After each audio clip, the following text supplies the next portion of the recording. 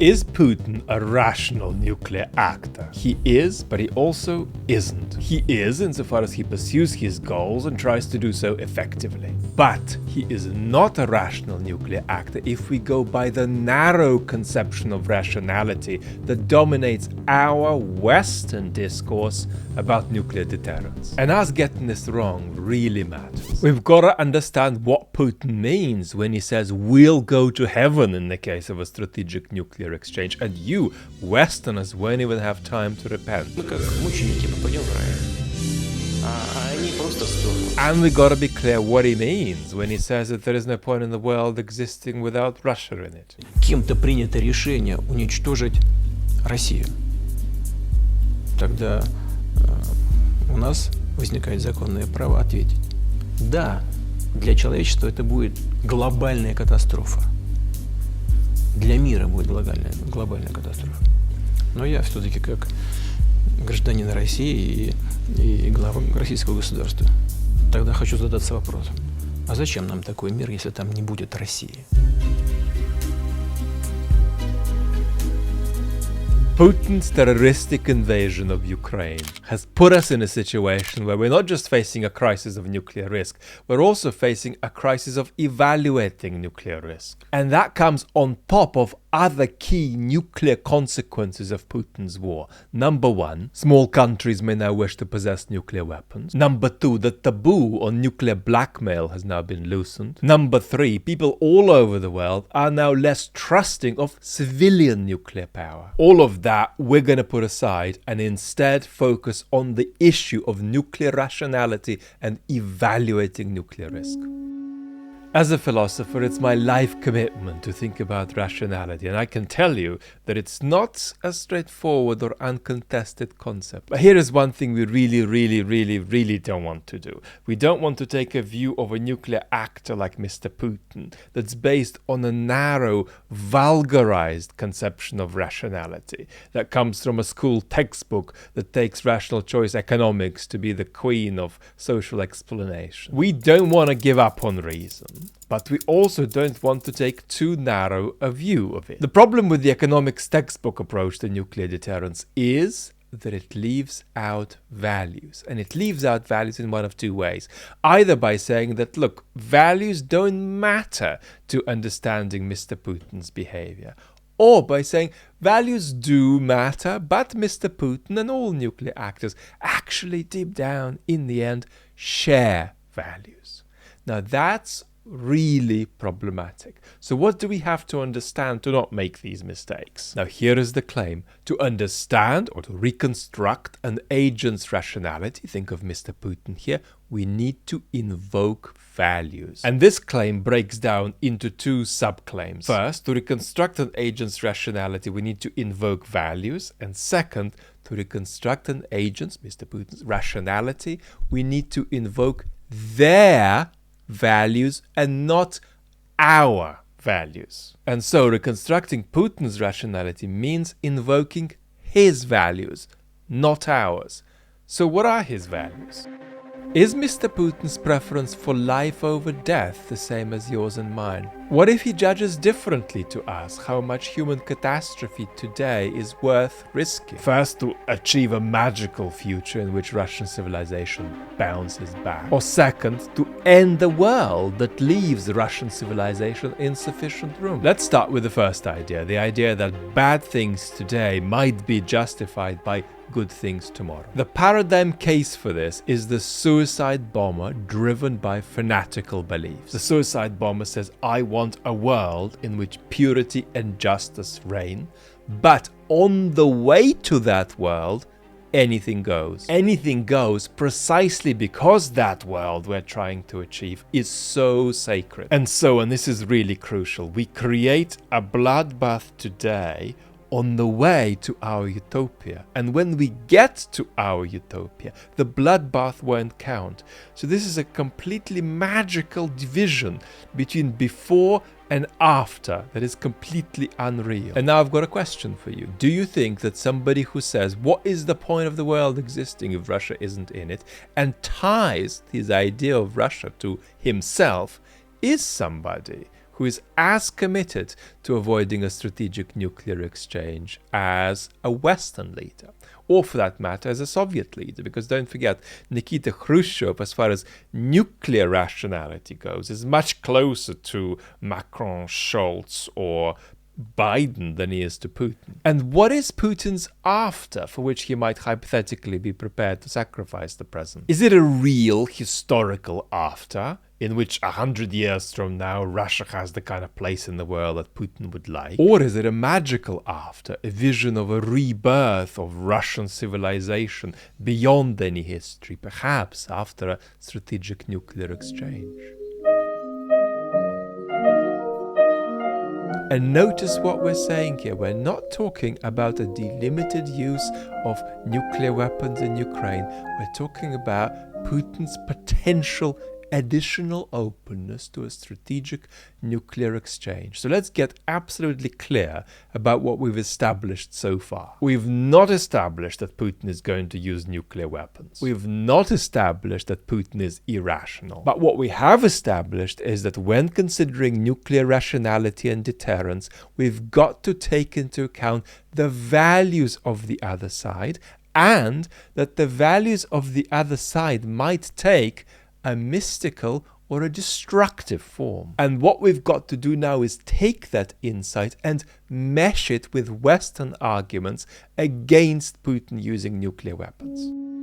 One of the best nuclearly reassuring pieces is how does the Russo-Ukrainian war end by the beautiful Tim Snyder. Tim thinks that Putin using nuclear weapons is not impossible but very unlikely. In his essay, I find 10 different arguments against Putin using nuclear weapons. Let's look at them. 1. Using nuclear weapons in Ukraine wouldn't end the war or accomplish Putin's strategic goals. Indeed, it may be disastrous for Putin and Russia. 2. Putin wouldn't want to endanger Russian soldiers in Ukraine. 3. Putin wouldn't want to kill or irradiate people in the annexed territory. 4. Putin would not want to trigger a powerful response from the USA. 5. Putin wouldn't want to lose the support of allies and semi-allies he might still have, i.e. China might stop Putin using nuclear weapons. 6. Putin wouldn't risk bringing Russian nuclear weapons near Ukraine in case they got captured. 7. Nuclear powers do lose humiliating wars like Vietnam and Afghanistan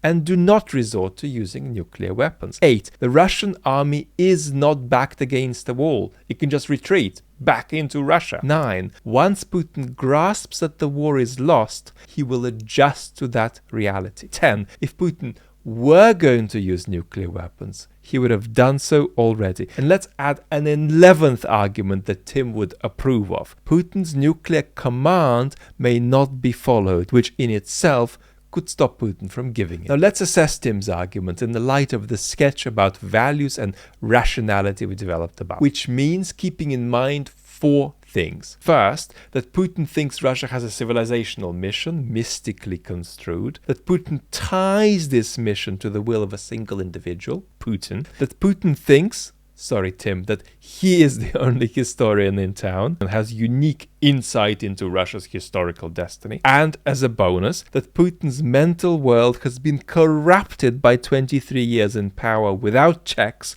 but with isolation, grandiosity, and paranoia. Now, as we get into this, we've got to understand that Tim needs our generosity, because he's not saying each of these arguments holds. He's saying this is what we've got, and I'm sure that some of it is going to stick. So let's get into it. 1. That using nuclear weapons isn't going to end the war or achieve Putin's strategic aims seems true. But we should ask, have Putin's actions since February served his strategic goals? And should we not water down Joe Biden's picture of Putin as a rational agent who miscalculated with an image of Putin as floating and levitating above the battlefield, possessed by the grand sweep of history into which he thinks he has unique insight? 2 and 3, that Putin would not endanger the lives of soldiers and the lives of the annexed populations. That seems to me to be false. 4, that Putin would not want to trigger a strong Western response may be true, but is it obviously true? Does Putin believe that the West will respond firmly if he uses nuclear weapons? Could Putin welcome a NATO military response and use a defeat against NATO to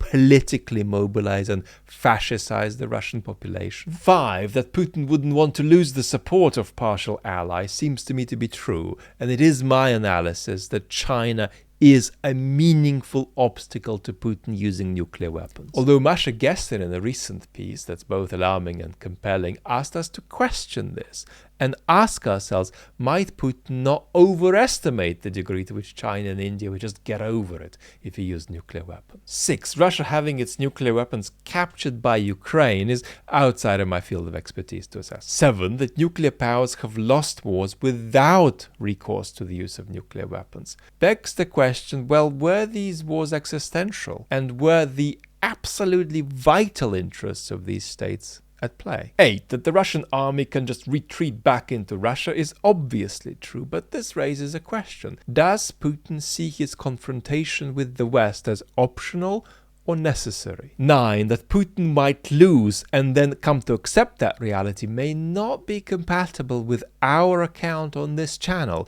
that he is engaged in a wider pattern of escalation that goes beyond Ukraine and constitutes a challenge to the West and to the international order, a challenge that he thinks needs to be continued over years at any cost. And that, incidentally, is why children in Russia today are being bombarded with escalating propaganda via the school system that's prepping them for total war in the future. 10, that if Putin were gonna do it, he would have done it already, is only partly persuasive. He hasn't yet struck the rocks of the crises to come in Ukraine and at home. 11, that Putin's command would not be obeyed is persuasive under certain circumstances. It's worth speculating whether a Russian regime that was in the middle of losing Crimea could follow through with a nuclear command. However we take these 11 arguments, we don't want a failure of imagination that makes us put Putin inside a box,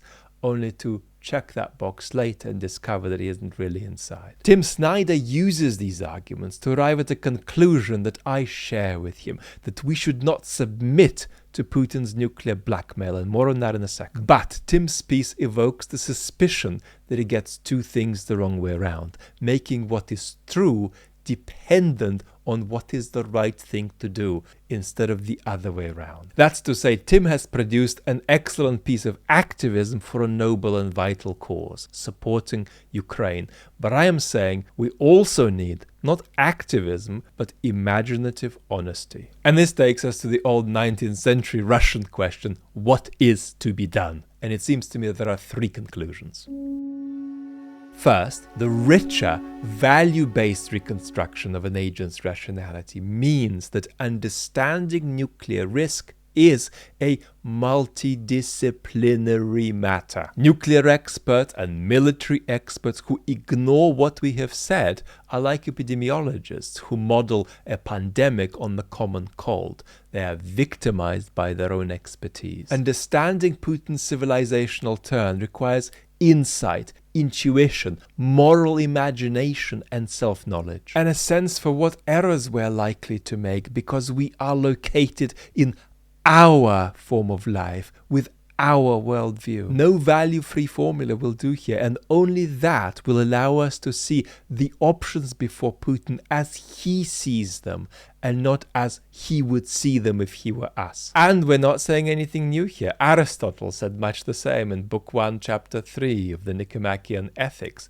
in the discussion of the method of the political sciences. Second, we cannot give in to nuclear blackmail, and here we've got to get past two untruthful propositions. One is that nuclear risk is low and we should support Ukraine, and two is nuclear risk is high and we shouldn't support Ukraine. Acknowledging nuclear risk and supporting Ukraine may be two states of action and mind that need to coexist. Ukraine is changing the course of the world, and as I've argued time and time again, it's in the interest of all Western states to ongoingly and massively support Ukraine. But what should we do if Putin issues a much more explicit nuclear threat than anything he's done so far and gives us an ultimatum? Stop arming Ukraine or else. We should refuse that ultimatum and say, Mr. Putin, no. And we should keep in mind that Putin is engaged on a wider pattern of escalation, and that via Ukraine, he is actually challenging us. Third, we've got to keep striving to understand the Putin regime without wishful thinking. Our clear-headedness and safety are predicated on that. And an important question is, how did Putin get here? How did Putin get to this degenerated state in over 23 years in office? And to learn more about that, watch this video next.